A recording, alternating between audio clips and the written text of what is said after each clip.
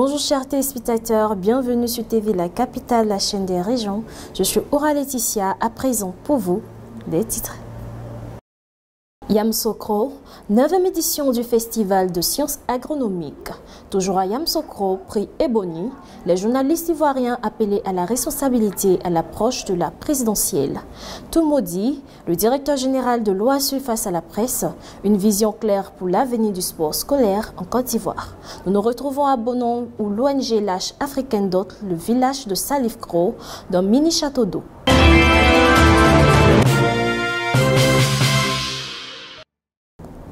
La 9e édition du Festival des sciences agronomiques FESA s'est tenue le samedi 12 avril 2025 à Yamoussoukro en présence d'étudiants, d'autorités administratives et du représentant du ministre des Eaux et Forêts.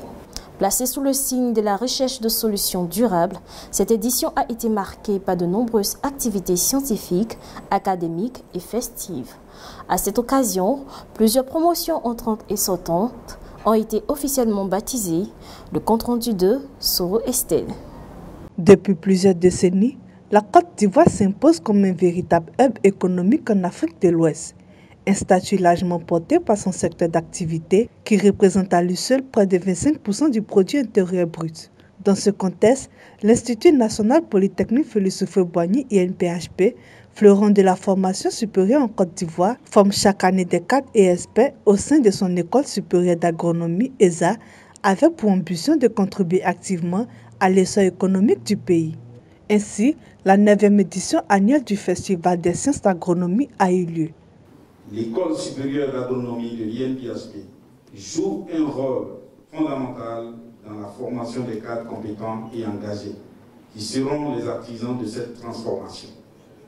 À travers ces programmes de formation de qualité intégrant les avancées technologiques actuelles, les principes de l'agroécologie et les compétences entrepreneuriales, l'ESA prépare les futurs leaders au service d'une agriculture ivoirienne qui se veut innovante et compétitive. Ainsi, la 9e édition du FESA s'est ouverte la veille par une journée récréative favorisant la cohésion et l'intégration des étudiants. Le cœur de l'événement organisé visa à stimuler une réflexion collective autour du développement durable et de l'innovation dans le domaine agricole. Une conférence portant sur les thèmes « Innovation technique verte et l'entrepreneuriat jeune » a réuni plusieurs experts de renom. Le représentant du ministre des Eaux et Forêts a salué l'initiative réaffirmant l'engagement de l'État à soutenir les actions en faveur de l'agriculture durable et de l'innovation. Aujourd'hui, nous sommes dans un monde en pleine mutation avec beaucoup de défis qui se posent à l'humanité. Ces défis semblent s'inscrire dans la durée. Il faut apporter des réponses. Il faut apporter des réponses et une école comme l'INPHP qui s'emploie à former des agents pour apporter des réponses à ces défis, bien soutenus. C'est pour cela que M. le ministre est très heureux et fier, de parrainer cette cérémonie, ce 9e festival des sciences agronomiques, avec un thème d'actualité. Le ministre donc soutient ces jeunes-là et les attend pour qu'ils puissent donc venir appuyer leurs ennemis pour apporter donc les réponses à toutes ces préoccupations. Les anciens diplômés de l'ESA ont également marqué leur présence et exprimé leur soutien aux jeunes générations.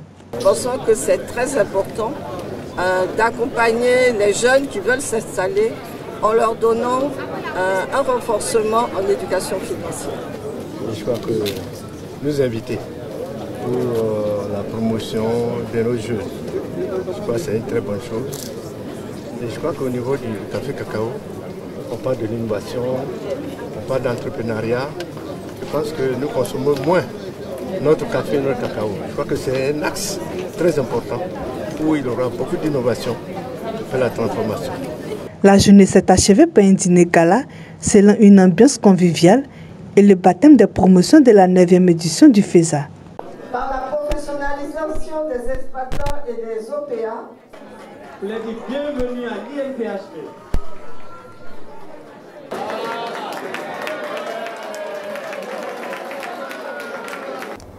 La 26e édition du prix Ebony s'est tenue le 12 avril 2025 à Yamoussoukro. Le grand lauréat de cette édition est Faustin Eouman du journal Fraternité Matin, désigné meilleur journaliste Côte d'Ivoire pour 2024. Le président de l'UNJCI, Jean-Claude Koulibaly, a appelé les journalistes à des amis plumes et micro quelques mois de l'élection présidentielle prévue en octobre.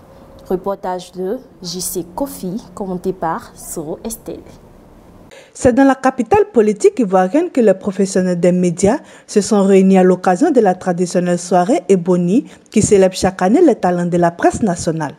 Placée sous le thème « La responsabilité des journalistes en période électorale », cette édition a été particulièrement marquée par l'intervention du président de l'UNJCI, Jean-Claude Koulibaly. À 6 mois des élections présidentielles prévues en octobre, Jean-Claude Koulibaly a exhorté ses confrères à désarmer plumes et micros. Soulignant le rôle stratégique que joue la presse dans un contexte électoral souvent sensible. Il a également invité les médias à faire preuve de professionnalisme, d'éthique et de responsabilité. La nation nous regarde.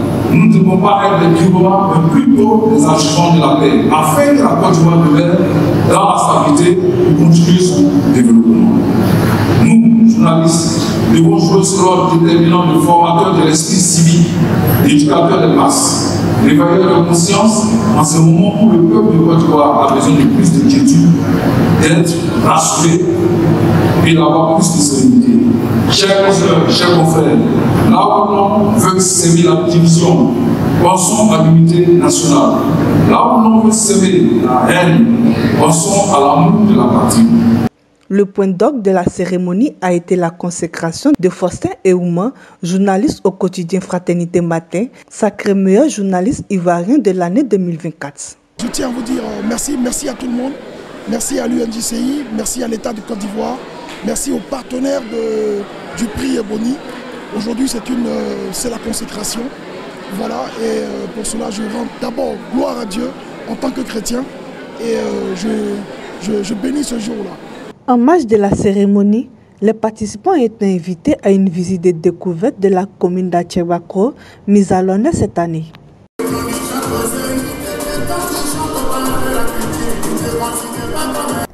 Dans le cadre de la fin des compétitions scolaires de l'OASU, le directeur général Adama Doumbia s'est exprimé lors d'une rencontre organisée par l'UJPAG-CI. Cette plateforme engagée dans la promotion des actions gouvernementales a mis en lumière les initiatives de l'OASU à travers une présentation de sa feuille de route, de sa vision et de ses objectifs, des projets de réhabilitation des infrastructures sportives. Cette rencontre a permis de renforcer la sensibilisation à l'importance du sport en milieu scolaire et d'encourager une synergie entre les institutions éducatives et sportives pour une jeunesse ivoirienne plus épanouie. Reportage de KGC de Congo et Inès Nda. Dans le cadre de la clôture des compétitions scolaires organisées par l'Office ivoirien des sports et universitaires, en abrégé OASU, sous l'égide de la Direction générale des sports, le directeur général de l'OASU s'est exprimé face à la presse lors d'une session organisée sur le plateau de l'Union des journalistes et professionnels de l'audiovisuel pour la gouvernance en Côte d'Ivoire, en abrégé UJPACSI, qui est une plateforme citoyenne qui œuvre activement à la valorisation des actions du gouvernement à travers une stratégie de communication de proximité. Depuis 5 mois, cette organisation est présente sur le terrain à travers des initiatives phares telles que la caravane de la presse dédiée à la mise en lumière des activités des conseils régionaux, le studio École, une récente innovation orientée vers la valorisation des projets ministériels et des établissements publics nationaux, en abrégé EPN. Aujourd'hui, nous sommes à Toumaudi sur l'activité de l'OASU.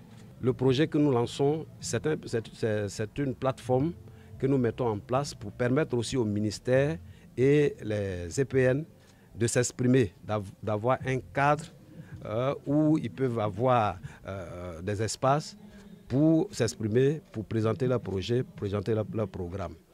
Et nous sommes ici aujourd'hui dans le cadre de l'OASU.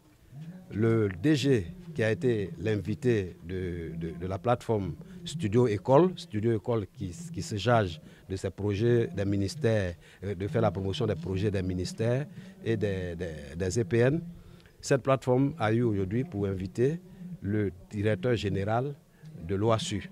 Lors de son intervention, Adamo Doumbia, le directeur général de l'OASU, a présenté en détail la structure qu'il dirige en exposant sa feuille de route stratégique, sa vision à court et moyen terme ainsi que les objectifs fixés pour renforcer l'impact du sport dans le milieu scolaire.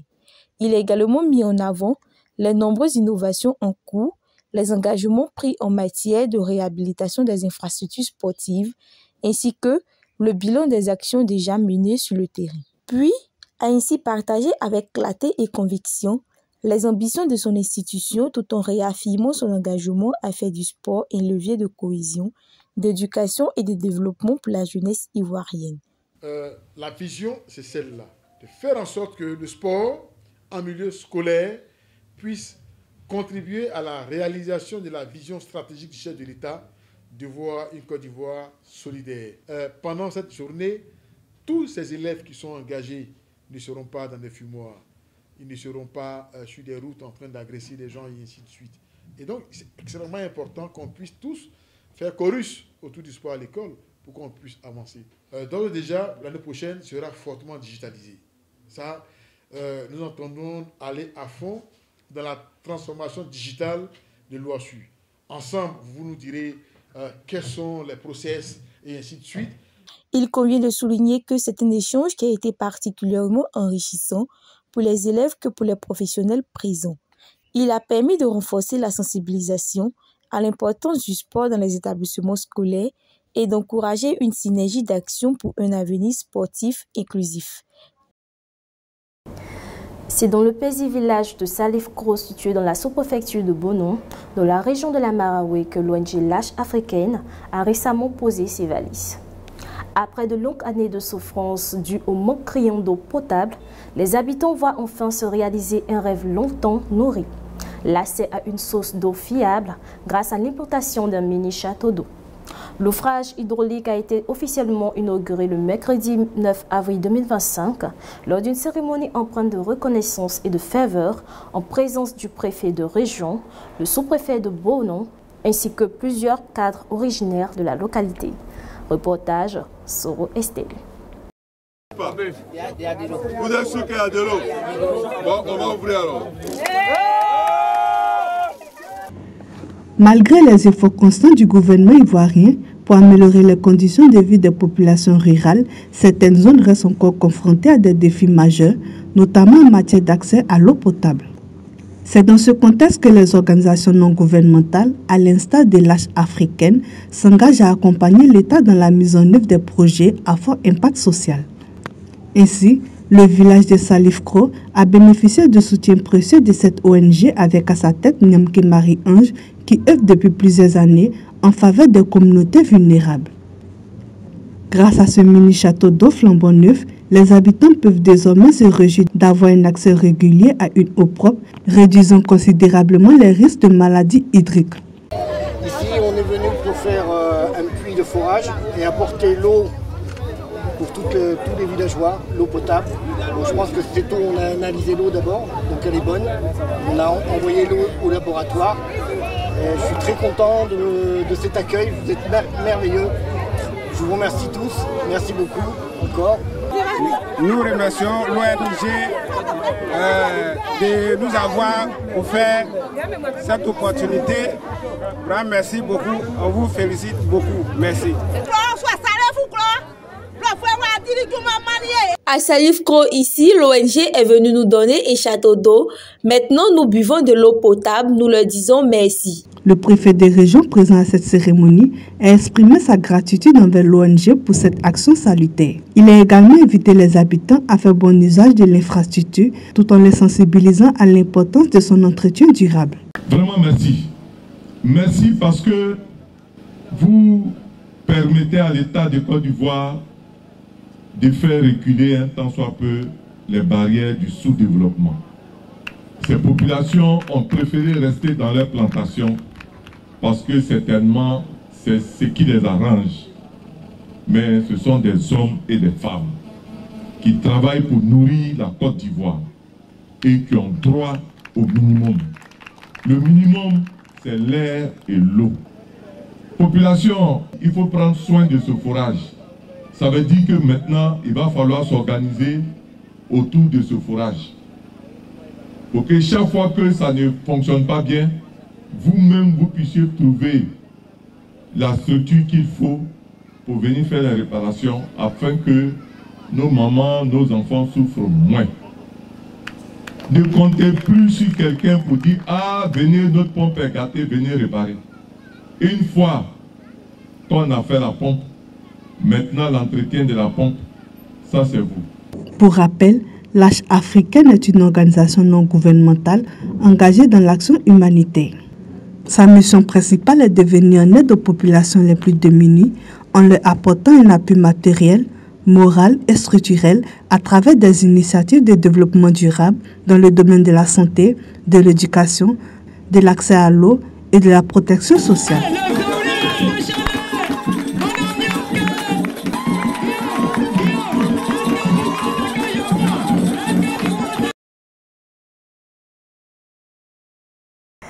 Merci d'avoir suivi TV La Capitale, la chaîne des régions.